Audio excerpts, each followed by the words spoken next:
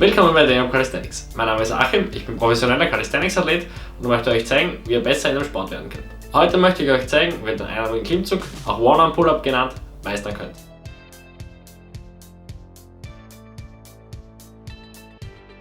Ich möchte euch jetzt einige wichtige Dinge zeigen, die ihr wissen solltet, wenn ihr den einarmigen Klimmzug lernen wollt und euch zeigen, wie man ihn richtig ausführt. Und dann möchte ich euch einige Übungen zeigen, mit denen ihr euch an ihn annähern könnt, um ihn zu lernen. Was ich am Anfang auch noch sagen will, ist, dass es natürlich nicht nötig ist, einen einarmigen Klimmzug zu können, wenn man nur trainiert, um sich fit zu halten oder um gesund zu bleiben. Es kann aber trotzdem oft gut sein, sich so ein höheres Ziel zu setzen, motiviert und am Training dran zu bleiben. Der einarmige Klimmzug erfordert einiges an Kraft und ist definitiv eine relativ fortgeschrittene Übung. Deshalb solltet ihr schon ein wenig Erfahrung haben, wenn ihr beginnen wollt, ihn gezielt zu trainieren.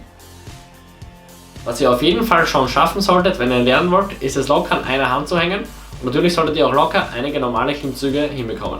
Wenn ihr dabei noch Probleme habt, könnt ihr euch mein Video zu den Basics im Calisthenics helfen. Den Link dazu findet ihr in der Videobeschreibung.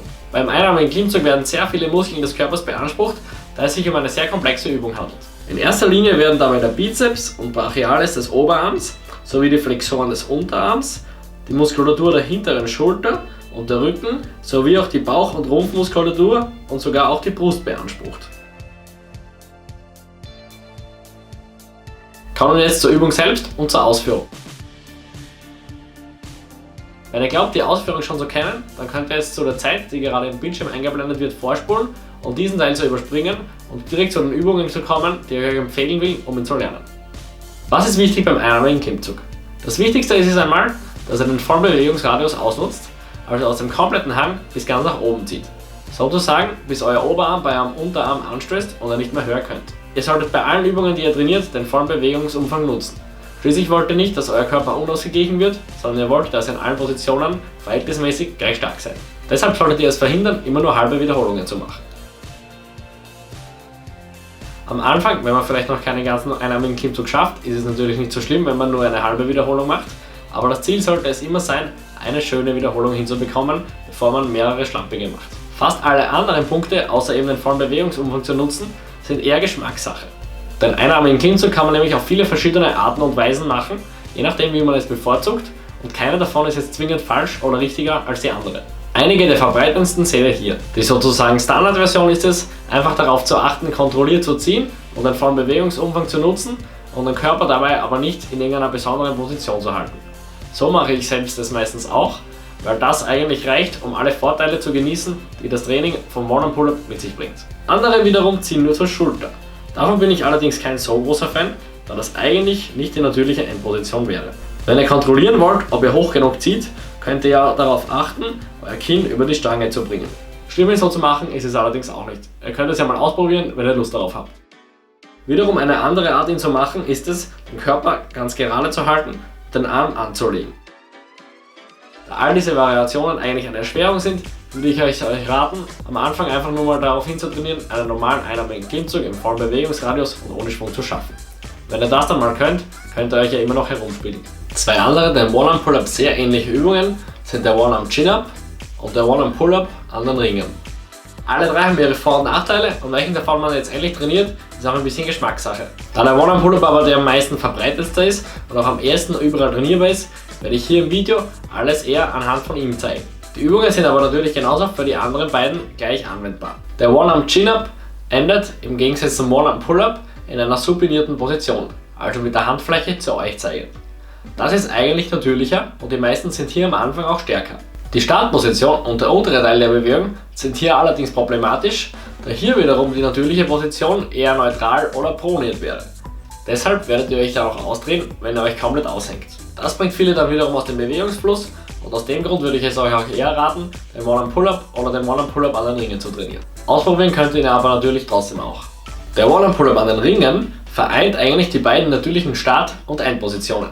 Hier ist es nämlich möglich, die Übung proniert zu starten und supiniert zu beenden, ohne großartig ins Drehen zu kommen, weil sich nämlich der Ring dreht. Die Muskeln sind in diesen Positionen nämlich eigentlich am stärksten, da so die günstigsten Hebel- und Kraftverhältnisse herrschen. Genau aus diesem Grund macht es auch Sinn, Ringe zu verwenden. Ringe sind sowieso ein super Tool, da ihr an ihnen, unabhängig von Stangen, so gut wie alles trainieren könnt. Wenn ihr also noch keine habt, kann ich es euch empfehlen, euch welche zu besorgen und den One-Arm Pull-Up auch daran zu probieren. Einen Link zu den Ringen, die ich verwende und der Grund, warum ich die am besten finde, findet ihr in der Videobeschreibung. Wenn ihr jetzt noch nicht ganz versteht, warum es so einen Unterschied macht, in welcher Position eure Hand ist, dann könnt ihr ganz einfach ein Experiment machen und einen Besenstiel in die Hand nehmen und eure Hand so weit ihr könnt strecken und dann schließlich so nahe wie möglich zum Körper bringen. Dabei werdet ihr sehen, dass automatisch eine Drehung stattfinden wird. Der Körper funktioniert eben nicht nur in 2 Ebenen, sondern ein wenig komplexer. Aus diesem Grund ist es auch normal, beim Modern Pull-Up auf der Stange eine leichte Drehung zu machen. So erlaubt ihr es euren Muskeln nämlich natürlicher zu arbeiten. Ein weiterer ganz wichtiger Punkt, den man beachten sollte, wenn man auf den einarmigen Klimmzug hin trainiert, ist, dass es sich dabei um eine asynchrone Bewegung handelt. Er startet nämlich mit den Schultern auf unterschiedlicher Höhe und die Belastung ist nicht nur für den einen Arm, sondern auch für den restlichen Körper eine ganz andere als der normale Klimmzug. Ein einarmiger Klimmzug ist also nicht einfach doppelt so schwer wie der normale Klimmzug, sondern tatsächlich komplett anders. Das liegt daran, dass eure Arm-, Rumpf- und Schultermuskulatur anders arbeiten muss und dass ihr natürlich eine Drehung macht. Eine Drehung findet beim normalen Klimmzug auf der Stange nicht statt. Aus diesem Grund hat es auch nur einen begrenzten Nutzen, Klimmzüge mit Zusatzgewicht zu trainieren und den einarmigen Klimmzug zu lernen. Um ein spezifisches Ziel zu erreichen, ist es immer am effizientesten, Reize zu setzen, die der eigentlichen Zielbewegung am nächsten kommen. Das ist auch der Grund, warum ich genau die Vorübungen ausgewählt habe, die ihr jetzt gleich sehen werdet. Wie gerade schon erwähnt, macht es Sinn, Übungen zu wählen, die den tatsächlichen Modern Pull-Up möglichst nahe kommen. Es ist also effizient, leichtere Variationen oder unterstützte Übungen zu wählen. Dabei kann man allgemein sagen, dass folgende Punkte wichtig sind, wenn es darauf ankommt, einen spezifischen Reiz zu setzen. A. Euer Körper kann sich frei bewegen, so dass genau wie beim fertigen Modern Pull-Up eine Drehung möglich ist und eure Beine nirgendwo fixiert sind. Ein erheblicher Teil der Kraft beim Modern Pull-Up kommt aus dem Rumpf und der wird im unproportionalen hohen Ausmaß entlastet, wenn ihr Übungen wählt, bei denen eure Beine hochgedrückt werden. B. Eure Schultern sind in der Startposition nicht auf derselben Höhe und ein Arm führt einen möglichst großen Teil der Zugbewegung durch, während der andere Arm so wenig wie möglich hilft.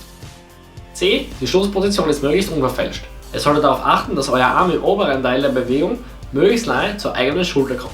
So wird es dann nämlich auch später beim normalen Modern Pull-Up sein. Weil man all die gerade erwähnten Punkte berücksichtigt, kommen einige eigentlich relativ simple und einander relativ ähnliche Übungen in Frage, die ich euch jetzt zeigen werde. Die naheliegendste Art und Weise, sich einen einarmigen Klimmzug zu erleichtern, ist es natürlich, den zweiten Arm zur Hilfe zu nehmen. Da es wie gerade eben gesagt gut wäre, die natürliche Startposition nicht zu verfälschen, solltet ihr weder den zweiten Arm direkt auf die Stange geben, noch am Unterarm helfen, weil ihr hier sofort wieder einen starken Zug vom zweiten Arm dabei hättet. Besser ist es, wenn ihr euch ein Handtuch oder ein Band oder was auch immer über die Stange legt und darauf dann tiefer greift, um einen möglichst realistischen Reiz zu erzeugen. So ist die Startposition weniger verfälscht und ihr könnt euch vollkommen auf den anderen Arm konzentrieren. Dass ihr euch nur auf den einen Arm konzentriert, ist sowieso allgemein sehr wichtig, da ihr so auch die neuromuskuläre Ansteuerung, die euch ja auch stärker macht, besser schult. Achtet also bei allen anderen Vorübungen genauso darauf. Wenn ihr euch etwas zur Hilfe nehmt, dann solltet ihr darauf achten, dass es relativ nahe an der Griffstelle ist und nicht extrem weit weg ist, weil es so in eine realistischere Endposition kommt.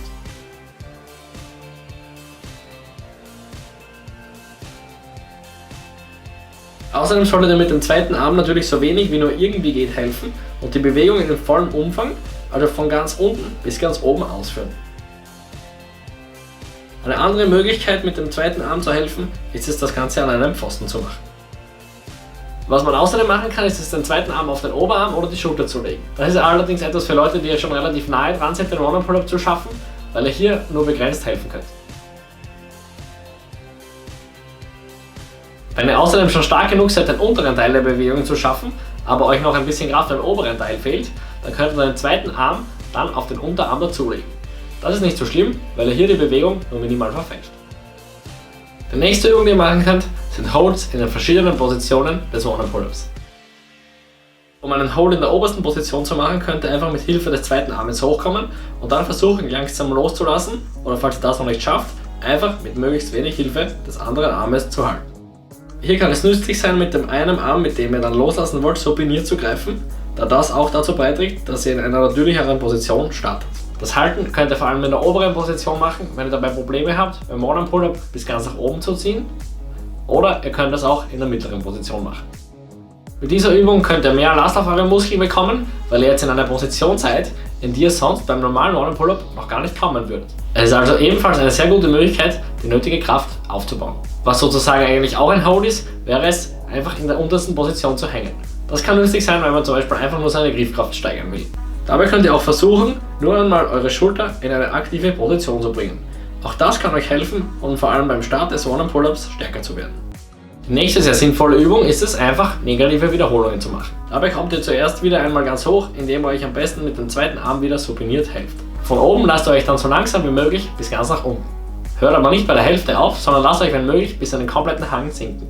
Passt aber auf, dass ihr nicht ruckartig abfällt und macht die Übung nur, wenn ihr kontrolliert dabei seid. Eine andere Vorübung sind Archer oder Typewriter Pull-Ups. Und wenn ihr das auf einer Stange macht, könnte es allerdings sein, dass ihr die natürliche Endposition ein bisschen verfälscht, weil die Stange bzw. der Arm im Weg ist. Wenn ihr die Möglichkeit dazu habt, würde ich es euch eher empfehlen, es an den Ringen zu probieren, da habt ihr das Problem nicht. Arbeitet auch hier wieder, wie bei allen anderen Vorübungen, im vollen Bewegungsradius und bleibt kontrolliert. Konzentriert euch darauf, möglichst nahe zur jeweiligen Hand hinzukommen und mit der anderen möglichst wenig zu helfen. Vielleicht könnt ihr ja sogar kurz loslassen. Wenn ihr das schon schafft, dann macht es so oder auch so. Oft wird unterschätzt, welche Effizienz ganz einfache Versuche haben, auch wenn man vielleicht noch nicht bis ganz nach oben kommt. Da ist ab einem gewissen Punkt, und zwar ab dem Punkt, aus dem er schon ein bisschen aus dem Hang herauskommt, vermutlich eine der wichtigsten Vorübungen. Wenn ihr jetzt oft Versuche macht, bei denen ihr aber nicht bis ganz nach oben kommt, würde ich es euch trotzdem empfehlen, Vorübungen in euer Training einzubauen, bei denen ihr auch die obere Position trainiert. So wie zum Beispiel bei den Holds oder bei den Negativen. Was ihr außerdem machen könnt, ist es nur im oberen Teil der Bewegung zu helfen und den unteren Teil selbstständig zu machen. Das habt ihr ja vorher schon gesehen.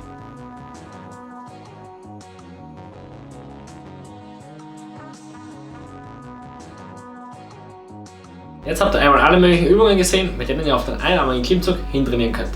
Probiert am besten alle aus und schaut, was bei euch am besten funktioniert. Meistens ist es gut, eine Mischung zu wählen. Arbeitet wie gesagt immer sauber und konzentriert euch immer darauf, möglichst mit dem Hauptarm zu ziehen. Wenn ihr auf einer Seite viel schwächer als auf der anderen seid, kann es Sinn machen, die schwächere Seite im Training immer zuerst zu machen und dann die stärkere zu machen, damit sich das Ganze über die Zeit hinweg ausgleicht. Außerdem könnt ihr natürlich sonst extra Sätze oder Wiederholungen für die schwächere Seite ins Training dazugeben. Wenn man ein spezifisches Ziel hat, sollte man meistens auch in einem Wiederholungsbereich trainieren, in dem dieses Ziel liegt. Da es euer vorläufiges Ziel einmal ist, einen einzigen einarmigen Klimmzug zu schaffen, solltet ihr dementsprechend mit frischer Kraft auch eher im Maximalkraftbereich arbeiten. So könnt ihr euren Körper und eure Muskeln am besten darauf vorbereiten. Ich würde es euch raten, das Training so anzugehen, dass ihr möglichst viele Vorübungen oder Einzelversuche macht, von denen ihr maximal 1 bis 4 Wiederholungen schafft, solange ihr noch frische Kraft habt. Wenn ihr das dann nicht mehr hinbekommt und die frische Kraft weg ist, könnt ihr auch in höheren Wiederholungsbereichen trainieren. Das schadet manchmal auch nicht, um ein Bewegungsmuster möglichst oft zu durchlaufen und somit besser in der jeweiligen Übung zu werden. Ihr müsst natürlich beachten, dass ihr nicht nur stärker werdet, weil sich eure Muskeln und Strukturen anpassen, sondern auch euer Nervensystem ist natürlich trainierbar. Um das Ganze besser einzuspeichern, ist es wichtig, es möglichst oft zu wiederholen. Trotz allem werdet ihr natürlich aber auch Regeneration brauchen, damit sich eure Strukturen überhaupt erholen können. Ihr müsst also eure persönliche ideale Mischung aus möglichst viel Übung, die möglichst oft stattfindet, und trotzdem passender Regeneration finden. Versteht mich übrigens bitte nicht falsch. Es gibt sehr viele Zuübungen, die natürlich trotzdem nützlich sind, um die Grundkraft für den One-Arm-Pull-Up aufzubauen, auch wenn sie die hier genannten Kriterien vielleicht nicht erfüllen. Die hier gezeigten Übungen sind aber die spezifischsten und sollten somit auch am effizientesten sein, um möglichst schnell euer Ziel zu erreichen. Wer schneller werden will, sollte auch so oft wie er kann möglichst schnell laufen. Wer schwere Gewichte heben will, sollte so oft wie möglich die schweren Gewichte bewegen. Und wer den One-Arm-Pull-Up lernen will, sollte so oft wie möglich eine Übung machen, die den One-Arm-Pull-Up am realistischsten simuliert. Ganz logisch. Das heißt also nicht, dass ihr keine anderen Übungen außer denen, die ich jetzt gezeigt habe, in euer Training einbauen sollt, sondern nur, dass diese an oberster Stelle stehen sollten, wenn der One-Arm-Pull-Up auch höchste Priorität für euch hat. Trainiert also ausgewogen und teilt euch aber euer Training trotzdem euren Prioritäten entsprechend ein. Allgemein kann man zwar sagen, dass die meisten Leute solche Skills eher zu selten als zu oft trainieren, aber trotzdem muss es nicht immer gut sein, eine bestimmte Übung pausenlos zu wiederholen. Ihr könnt ja jetzt mal mit dem Volumen, das ihr gewöhnt seid, auf den One-Arm-Pull-Up drauf los trainieren.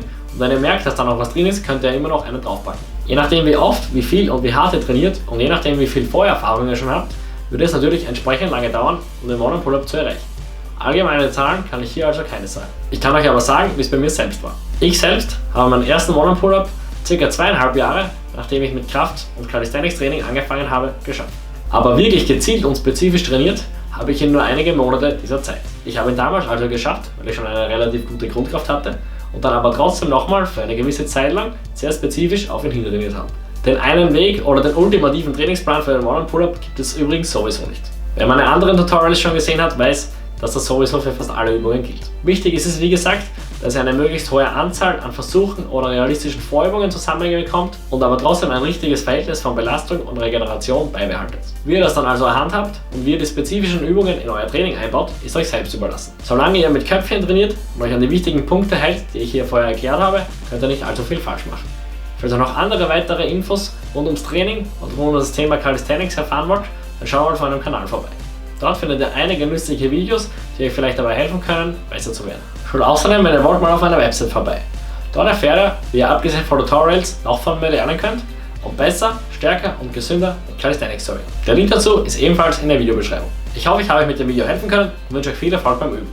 Falls ihr noch Fragen habt, könnt ihr sie in die Kommentare schreiben. Bis zum nächsten Mal.